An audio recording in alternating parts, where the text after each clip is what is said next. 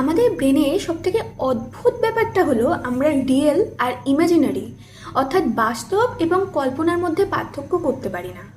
আমরা যখন এই জন্য কোনো গল্পে বা কোনো উপন্যাসে কোনো দুঃখের ঘটনা পড়ি তখন আমাদের দুঃখ হয়, কোনো মুভিতে কোনো ভয়ের ঘটনা দেখলে আমরা বুঝতে পারি, আমরা জানি যে সেটা সত্যি নয়, তাও আমাদের ভয়টা লাগে। তো ঠিক এইভাবেই এই ফিকশন অর্থাৎ গল্প সেগুলো কিন্তু আমাদের মধ্যে আমাদের সাইকোলজিক্যাল প্রসেসিংকে অনেকটা হেল্প করে। আজকে আমরা নিয়ে আসছি, আলোচনা করছি স্পাইডারম্যানের ব্র্যান্ড নিউ ডে মুভিটার বিভিন্ন সাইকোলজিক্যাল ইম্প্যাক্ট নিয়ে, এবং তার আজকে সেকেন্ড এপিসোড। তো এখানে আমি আজকে কথা বলবো ফিকশনের কি করে আমাদেরকে প্রসেস করাচ্ছে। তো স্পাইডারম্যান ব্র্যান্ড নিউ ডের একটা খুব ইম্পর্টেন্ট ব্যাপার আমার যা মনে হয়েছে, এর সঙ্গে আমাদের জেন জি বা মিলিয়নিয়ার আমাদের যুগের একটা প্রচণ্ড মিল আছে। আমরা যেরকম অনেক ক্ষেত্রেই হয়তো বাইরের কোনো শহরে যাচ্ছি, হয়তো একা ফিল করছি, হয়তো ছোটোবেলায় যাদের সঙ্গে বড় হয়েছিলাম, যে পরিচিতি নিয়ে বড় হয়েছিলাম, কোথাও একটা গিয়ে খারাপ লাগছে, ছাড়াছাড়ি হয়ে যাচ্ছে। ইভেন যে কাজটা নিয়ে হয়তো আমরা খুব এক্সাইটেড ছিলাম, হয়তো সেই কাজটা, সেই কেরিয়ারটা এখনও পৌঁছে উঠতে পারিনি, কিংবা পৌঁছে উঠেও যেন খুব ভালোভাবে সেটা আমরা ব্যবহার করতে পারছি না, যেন মনে হচ্ছে যে কোথাও গিয়ে তারপরেও একটা শূন্যতা থেকে যাচ্ছে। যতটা আমরা ভেবেছিলাম যে বড় হয়ে ভালো লাগবে, একটা বেশ যেন জায়গায় যাব, সেই জায়গাটা যেন চলে আসছে না। এবং খুব ইন্টারেস্টিং ব্যাপার হচ্ছে পিটার পার্কার এই মুভিতে কিভাবে তার সঙ্গে ডিল করেছে।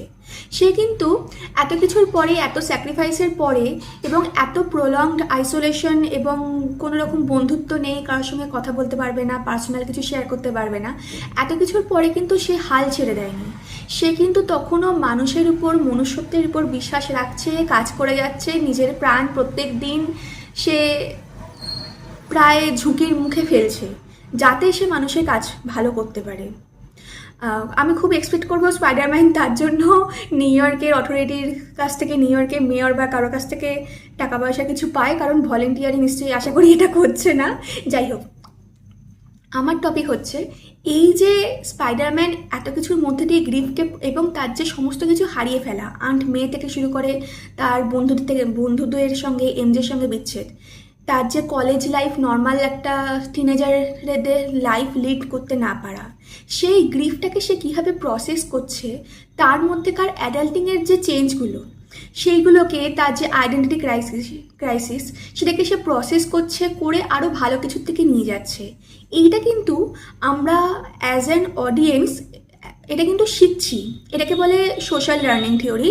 এটা অ্যালবার্ট ব্যান্ডোরার প্রস্তাব করা, এবং এর থিওরিটা বলছে যে আমরা কিন্তু শুধু যে গল্প দেখছি সেটা না, আমরা কিন্তু এই গল্পটা আমাদের নিজেদের মধ্যে একাত্ম করছি। কোথাও গিয়ে আমাদের ব্রেনে এটা কাজ করছে যে ঠিক আছে, একজন মানুষ যখন এই গ্রিফের মধ্যে আছে, এই দুঃখের মধ্যে আছে, এবং স্পাইডারম্যানে একটা প্রচণ্ড ডিপ্রেসিভ এপিসোডও দেখিয়েছে, সেখানে সে পুরোপুরি ক্লুলেস, কারোর সঙ্গে কথা বলতে পারছে না, এইরকম একটা জায়গায় তারপরেও সে হাল ছেড়ে দিচ্ছে না, তারপরেও সে এগিয়ে যাচ্ছে, এবং এগিয়ে যাচ্ছে। সেটাও খুব ইন্টারেস্টিং যে আমরা ধুরন্ধরে যেরকম দেখেছি যে শুধুমাত্র সমস্ত কাজ করে যাও আর তারপরে কোনো ভালো কিছুর এক্সপেক্ট করো না, কিন্তু এখানে সেরকম না।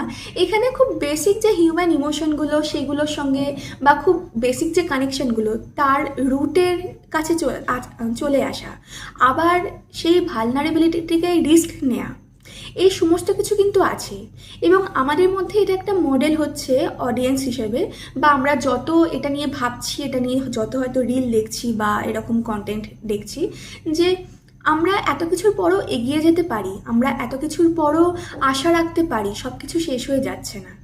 আর আমার মনে হয় আজকের দিনে যখন আমাদের এত ক্রাইসিস চলছে, আইডেন্টিটির হোক, কেরিয়ারের হোক, বা যে কোনো টিনেজ কি টোয়েন্টিজের কি আরও বেশি বয়সের তো বটেই, বিভিন্ন প্রত্যেকটা বয়সেরই নিজস্ব একটা জার্নি থাকেই, কিন্তু আমরা যে বয়সেই এরকম একটা জার্নির মধ্যে দিয়ে যাই, যখন মনে হয় যে সব কিছু যেন আশেপাশে আমার কন্ট্রোলে নেই, একটা অদ্ভুত রকমের যেন মনে হয় একটা হেল্পলেসনেস কাজ করে, এই রকম ফিকশনগুলো আমাদের মনের মধ্যে একটা আশা জাগায় যে সব কিছু হয়তো শেষ হয়ে যায়নি, আমরা হয়তো এখনও এগিয়ে যেতে পারি।